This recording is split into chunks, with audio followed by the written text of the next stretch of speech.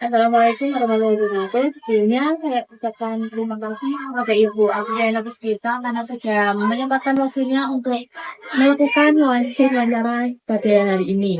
Sebelumnya izinkan kami untuk memperkenalkan diri terlebih dahulu. Perkenalkan nama saya Naila Putri Aulia Prasaja dengan 3 digit yang terakhir 341 dan rekan saya Usia Fatimi Putri dengan 3 digit yang terakhir 325. Dan itu kebutuhan perkenalan diri. Saya Apriliana Persidasari, guru SD Pendidikan.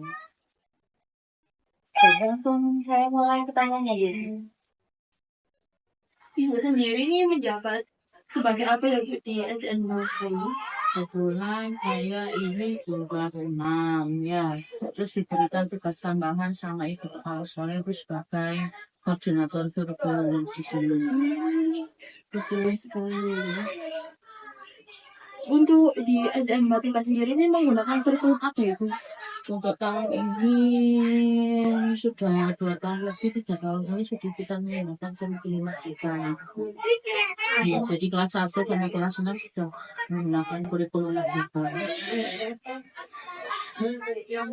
Untuk pertanyaannya yang pertama, menurut Ibu sendiri bagaimana pandangan Ibu mengenai pentingnya inovasi dalam kurikulum di era pendidikan saat ini? Menurut saya ya penting sih, terutama kan kita sebagai guru ya, guru kan lama-kelamaan kan teknologi semakin maju. Kalau kita nggak berinovasi ya kita akan kalah dengan yang lain. Apalagi anak-anak ini sekarang kan anak-anak gen apa itu gen Z, muridnya sekarang itu ada gen alpha, gen beta itu kalau kita nggak inovasi itu kita kalah sama murid gitu. Jadi mereka itu benar-benar apa ya? Kalau kita nggak update sama teknologi ya kita ketinggalan, malah kita yang keteteran. Jadi penting banget inovasi kurikulum itu juga kita harus menyesuaikan dengan teknologi yang ada. Jadi apakah ada tantangan-tantangan yang Tantangan dari banyak, terutama kalau di kurikulum kita kan kita menekankan itu anak itu kan berkarakter ya, berkarakter. Terus setelahnya kita lebih mengutamakan adab dulu kalau di kurikulum merdeka. Tantangannya kan sekarang ini anak-anak cenderung cenderung mereka itu kan lebih sudah terkontaminasi sama HP dan sebagainya, medsos. Jadi tantangannya itu lebih tantangan biar anak-anak itu lebih lebih istilahnya itu lebih mengutamakan adab dulu, terus karakternya bisa. Itu tantangannya ya, menunjukkan karakter anak-anak sopan sama ilmu itu tantangannya di situ. Untuk pertanyaan yang kedua, menurut Ibu, apakah pernah Ibu menerapkan inovasi dalam pembelajaran di kelas? Jika iya, apakah bisa dijelaskan, Bu? Inovasinya paling kita, karena sekarang sebenarnya sudah teknologi ya, jadi inovasinya paling kita pernah yang zaman-zamannya dulu kurikulum ke awal kan yang diferensiasi itu ya. Kemudian sekarang kita paling inovasinya kita adaptasi pembelajaran melalui kuisis itu, yang terakhir itu kuisis yang mode kertas itu kita aplikasikan ke anak-anak gitu. Tapi ya tantangan kalau kita mau pakai pembelajaran seperti itu berarti harus sarananya harus lengkap dulu kan. Nah kebetulan di Benawa 3 ini sudah mulai ada perubahan sih, LCD-nya di tiap kelas sudah mulai banyak. Kalau zaman dulu paling hanya 3, 4, sekarang sudah semuanya ada LCD-nya. Jadi kita benar-benar inovasinya itu pembelajarannya harus benar-benar menarik untuk siswa, sudah mulai ada di sini, sudah mulai diaplikasikan. Jadi memang harus sejalan. Jadi kita kalau tidak ada sarana prasarana ya inovasinya kurang maksimal kan gitu. Jadi harus ada usaha metode model, sekolah juga mengusahakan sarana prasarana yang memadai. Lalu untuk inovasi tersebut, apakah sekolah mendukung atau ada hambatan yang dari kebijakan sekolah atau kebijakan pemerintah? Itu mereka tadi mendukungnya dalam bentuk sarana prasarana itu tadi. Alhamdulillah tahun ini sekolah sudah mengalokasikan atau menganggarkan banyak LCD, terus banyak CCTV di kelas gitu lah. Jadi kita bisa memantau kegiatannya siswa gitu. Jadi guru kelas bisa mengetahui. Terus hambatannya yaitu tadi nggak bisa langsung kalau sekarang kan kalau kita sekolah negeri ya, jadi harus nggak bisa langsung terrealisasi, harus nunggu ACC dari dinas, ini boleh apa enggak. Jadi ya tercipta sih, tapi masih kurang optimal. Hambatannya itu tadi, banyak birokrasi yang harus kita lalui untuk mendapatkan hal itu. Nah, inovasi yang Ibu berikan sendiri ini apakah berdampak pada kemampuan murid atau hasil belajar Iya, murid itu? jelas-jelas berdampak banget ya anak-anak jadi karena mereka cenderung anak-anaknya sekarang kan kalau kita mengajarnya hanya ceramah terus ya bosan gitu. Jadi kita benar-benar mengaplikasikannya dengan teknologi, dengan apa ya permainan gitu benar-benar berdampak dengan anak-anak. Gitu. Jadi anak-anak itu zaman sekarang untuk konsentrasi 30 menit itu loh Mbak, wireless dengan lagi. Oke. Sekali lagi, Untuk pertanyaan selanjutnya, Ibu, menurut Ibu bagaimana dukungan dari sekolah atau kebijakan kurikulum ini membantu atau menghambat upaya inovasi yang Ibu lakukan? kebijakannya sih alhamdulillah dari sekolah sangat mendukung sekali ya. Jadi istilahnya kepala sekolah juga mendukung banget kebijakan apa istilahnya maunya guru seperti apa ini dipimpin sama ibu kepala sekolah. Itu lagi. Nah, karena kan pastinya kebijakan juga berubah. Menurut Ibu sendiri, keterampilan apa sih yang paling penting dimiliki oleh guru agar agar selalu berinovasi dalam pembelajaran kurikulum? Keterampilan apa profesionalisme itu tadi, sosial, kepribadian itu semuanya penting bagi guru. Ya, jadi kita harus benar-benar mengikuti perkembangan zaman yang ada. Dan kita harus update pengetahuan, dah hanya di lingkup sini. Ya, sosial juga guru-guru harus update webinar-webinar di yang lain-lain, di apa ilmu-ilmu yang ada di internet itu semuanya harus kita ikuti biar tidak ketinggalan zaman. Kalau perkembangan teknologi sendiri, Ibu mengalami hambatan atau pasti kan ada perbedaan toh. Lalu apakah Ibu mengalami kesulitan dalam perkembangan teknologi ini? Insya Allah kalau di sisi saya sendiri misalnya mudah. Tapi kalau teman-teman dulu yang istilahnya mungkin umurnya sudah senior gitu ya, kita harus sebagai teman sejawat membantu. Mungkin kalau biasanya di kita itu guru-guru yang sudah cenderung di satu umurnya sudah 50 ke atas, kita dampingi teman-teman itu misal sama saya, sama apa kita bantu. Jadi memang apa istilahnya teman sejawat lah, istilahnya tutor sebaya gitu di kita tuh pasti ada. Kalau saya sendiri insya Allah tidak. Paling hanya sebagai mentor tutor supaya untuk teman-teman yang lain, teman-teman sejawat yang lain yang umurnya sudah senior ke atas kita bantu biar enggak istilahnya apa ya biar enggak ketinggalan zaman. Kan setiap kurikulum kan pasti berganti gitu. Apakah pemerintah juga memberikan pelatihan terhadap guru-guru lagi karena perkembangan kurikulum juga pasti berganti juga. Apakah ada pelatihan lagi atau bagaimana? Kalau zaman sekarang itu pelatihannya itu guru itu cenderung untuk ikut mencari pelatihan sendiri. Kalau dulu itu sebelum menterinya ganti kan kita ada medianya di platform Merdeka Mengajar. Kan sekarang sudah ganti pemerintahan, sudah ganti kebijakan. Katanya kan ada pelatihan AI, coding dan sebagainya, tapi dari dinas kita belum dapat. Katanya sih sebentar lagi akan dapat. Tapi kita ya enggak enggak menunggu, kita ya jemput bola ikut pelatihan-pelatihan yang ada di luar sendiri gitu. Dari sekolah juga biasanya setahun itu kita nganggarkan pelatihan-pelatihan apa yang tahun ini guru-guru cenderung penting untuk guru-guru dan anak-anak itu tergantung dari itu. Biasanya itu kita lihat rapot pendidikan sekolah kan sudah keluar biasanya. Kita evaluasi, kita cari mana yang poinnya sekiranya masih istilahnya menurun atau apa istilahnya yang perlu ditingkatkan di tahun depan kita biasanya ambil itu.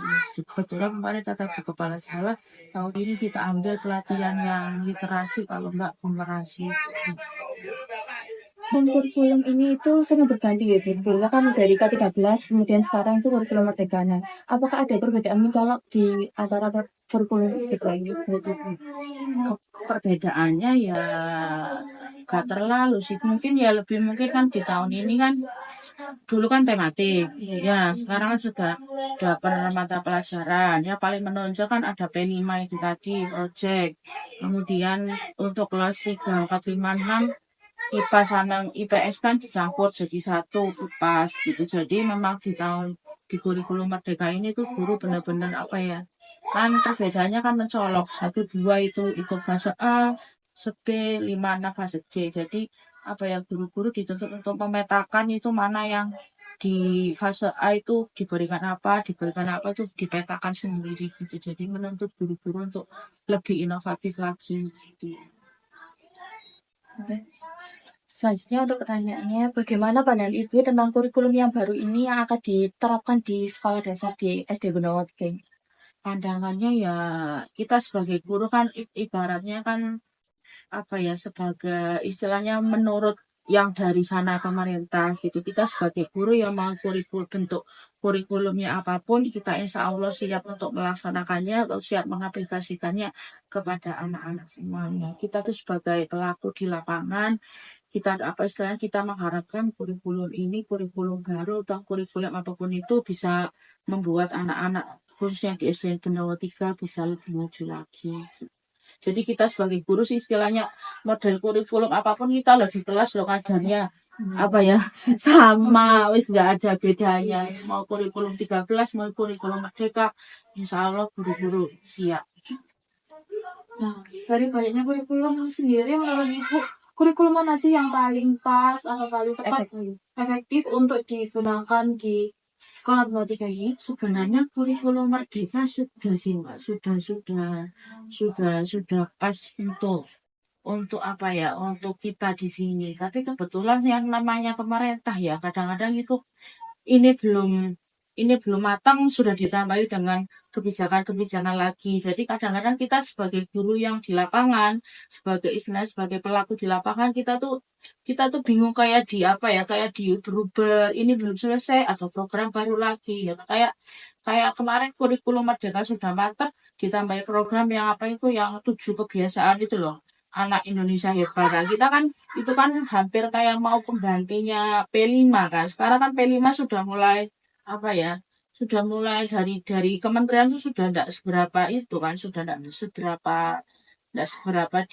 seberapa heboh gitu. Jadi sekarang kan kebijakannya yang itu, yang anak Indonesia hebat itu tadi. Jadi ya kita sebagai guru di lapangan tak paling tidak ya inginnya ya kurikulum itu ndak bisa digunakan 1 tahun 2 tahun, harus jangka panjang itu baru kelihatan lah. Kebetulan ini anak-anak yang besok ujian ini kelas 6 itu kan produk dari kurikulum Merdeka itu tadi. Mereka kan mengalami kurikulum Merdeka kan waktu pertama kali kelas 4. Nah, jadi mereka ini produk pertama kurikulum Merdeka ujian. Kalau kemarin kan masih produknya kurikulum 2013. Lah mereka kelas 6 ini produknya 2000 itu kurikulum Merdeka itu tadi.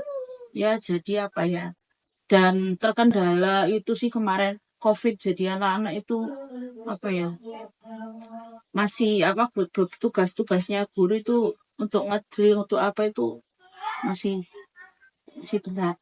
Jadi pengennya ya, tapi sudah bagus sih sebenarnya kurikulum Merdeka ini. Jadi memang sebaiknya apa ya, pemerintah itu apa ya, produknya itu jangka panjang untuk melihat efek baik atau tidaknya kurikulum, jangan gonta-ganti kebijakan itu.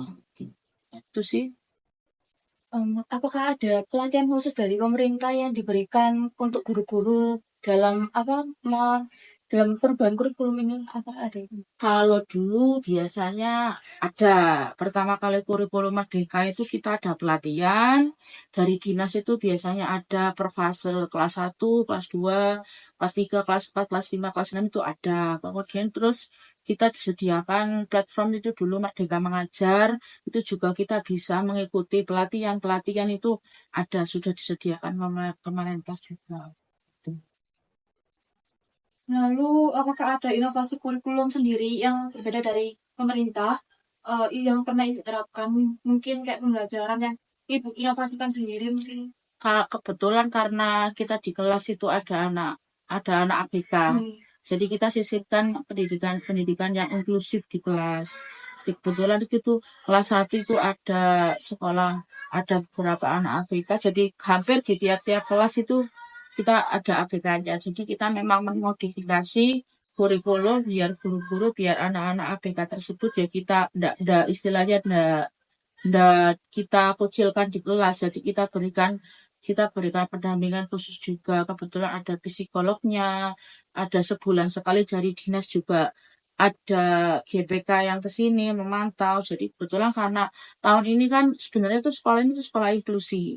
Tapi berhubung tahun ini pemerintah menghendaki semua sekolah di Surabaya itu tidak ada sekolah inklusi lagi. Jadi semua sekolah di Surabaya itu harus siap menerima siswa yang ABK itu tadi. Nah, kebetulan sekolah kita ada beberapa anak ABK. Jadi memang kita harus memodifikasi modul ajarnya biar anak ABK juga ter apa istilahnya terangkul lah oleh kita selama pembelajaran itu tadi. Jadi modul ajarnya ya kita modifikasi juga biar misal anak yang reguler kita berikan apa materi yang pada umumnya, anak yang ABK itu tadi kita berikan materi yang sesuai dengan kemampuannya mereka. Jadi nggak bisa kita samakan dengan anak-anak yang reguler itu tadi. Gitu. Lalu kan seperti yang Ibu katakan bahwa sekolah ini merupakan sekolah yang inklusif. Lalu apakah Ibu, menurut pandangan Ibu, kurikulum Merdeka ini sudah memfasilitasi atau melindungi Ya, hak-hak inklusif? ya sudah sih, sudah. Karena kita kan juga diberikan itu kan materi yang diferensiasi itu tadi. Jadi kita harus membuat modul ajar yang merangkul semua anak yang ada yang ABK, anak yang reguler dan sebagainya sudah merangkul itu tadi. Jadi kita memberikan pembelajaran yang sesuai dengan kemampuannya anak itu tadi. Kita tidak memaksakan gitu. Jadi nilainya juga kita standarnya kita bedakan. Jadi memang anak yang reguler misal standarnya 75 harus bisa perkalian ini. Anak yang ABK berarti 75-nya kan sesuai dengan kemampuannya mereka. Misal menulis angka 1 atau menulis angka 2. Sekian wawancara dari kelompok 8. Saya akhiri sesi wawancara kali ini. Saya ucapkan terima kasih kepada Ibu yang sudah bersedia untuk diwawancarai. Sekian, wassalamualaikum warahmatullahi wabarakatuh.